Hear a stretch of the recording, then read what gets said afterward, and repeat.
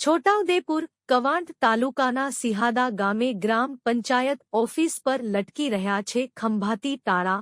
પંચાયત ઓફિસમાં છેલ્લા 5 દિવસથી તલાટીની ગેરહાજરી, જન્મ મરણના દાખલા સહિત અનેક કામો માટે આવતા ગામ લોકો હેરાન પરેશાન।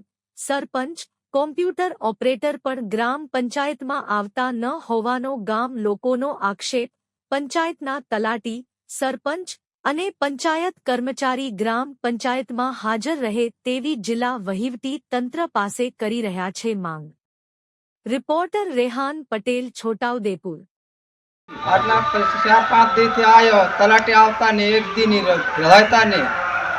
કેટલા દિવસ થયા? 5 દી થયા। શું કામ લીધે આવેલા? એ છોકરીના દાખલા કઢાડો આવકના, જાતિના નહીં। સારું સારું। કાકા તમારે?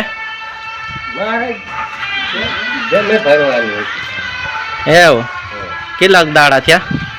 આજે આવતા છે કાલે ઘર ફરી દો પેલી બેન આવી છે કાલે ફરી કાલે ફરી નિશાલે।